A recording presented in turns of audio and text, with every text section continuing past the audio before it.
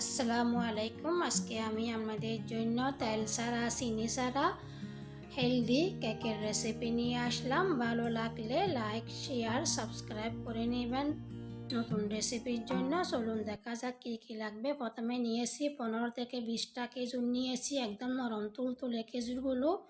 ওগুলো ধুয়ে বিচিগুলো আমি বের করে ফেলছি। তারপরে হাফ কাপ গরম পানি দিয়ে খেজুরগুলো আমি আবারও ভিজিয়ে রাখতেছি একদম নরম হওয়ার জন্য।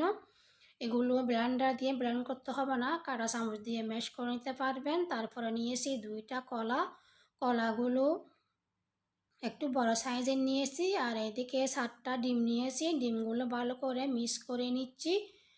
সম্পূর্ণ মিক্স করা হয়ে গেছে। এখন খেজুরগুলো কাঁটা চামচ দিয়ে ভালোভাবে ম্যাশ করে নিচ্ছি, কারণ খেজুরগুলো একদম নরম তুলতুলে। কিছু খেজুর শক্ত থাকে, কিছু কিছু নরম থাকে। এগুলো নরম খেজুর নিয়েছি, তো সম্পূর্ণ আমি মিক্স করে নিয়েছি। আর কলাগুলো হাত দিয়ে একটু চেপে চেপে দিচ্ছি, যেন কাঁটা চামচ দিয়ে ভালোভাবে ম্যাশ করতে পারি।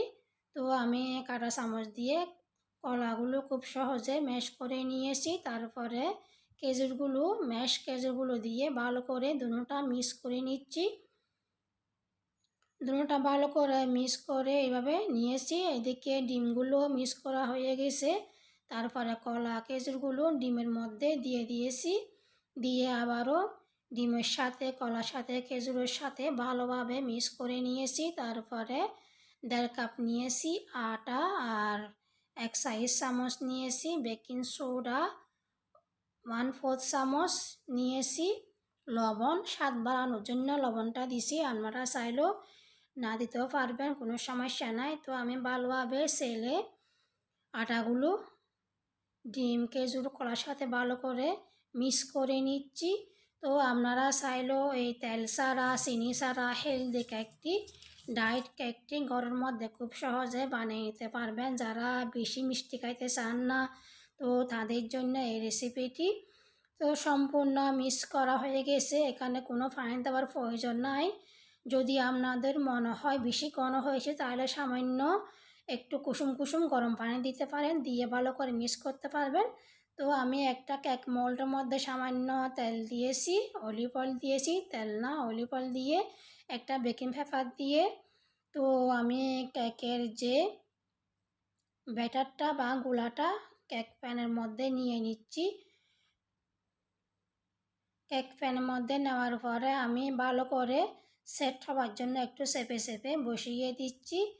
তারপরে একটু ট্যাপ ট্যাপ করে নিব, এরকম করে ভালো করে সেট হওয়ার জন্য, কোনো অংশ যেন ফাঁকা না থাকে। এদিকে আমি হাই হিটের মধ্যে 5 মিনিট একটা পাতিল গরম করে নিয়েছি। তারপরে একটা বেকিং পেপার দিয়ে একটা স্ট্যান্ড দিয়ে কেকের মোল্ডটা বসিয়ে দিয়েছি।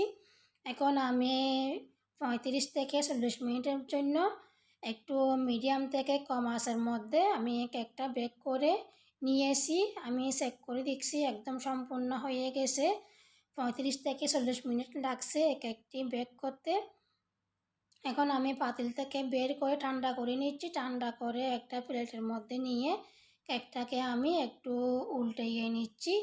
তো দেখুন একদম পারফেক্ট হয়েছে। যে বেকিং পেপারটা দিয়েছিলাম, ওই বেকিং পেপারটা প্যানের মধ্যে লেগেছিল, ওটা আমি দেখাচ্ছি। এরকম বসেছিল। তো কেকটা একদম পারফেক্ট হয়েছিল। যারা চিনি খাইতে চান না বা তেল খাইতে চান না, তাদের জন্য কেকের রেসিপিটি। তো আমি কেটে নিচ্ছি। আপনাদের যদি ভালো লাগে আপনারা অবশ্যই ট্রাই করবেন ঘরের মধ্যে। আর তেল ছাড়া চিনি ছাড়া কেক বানিয়ে আপনারা খুব সহজে ঘরের মধ্যে খাইতে পারবেন। দেখুন কত নরম তুলতুলে হয়েছে এই কেকটি। আমি আপনাদেরকে দেখিয়ে দিচ্ছি হাত দিয়ে চেপে চেপে, একদম নরম তুলতুলে হয়েছে। যদি আপনাদের ভালো লাগে আপনারা অবশ্যই ট্রাই করবেন। লাইক শেয়ার সাবস্ক্রাইব করে নেবেন নতুন রেসিপির জন্য।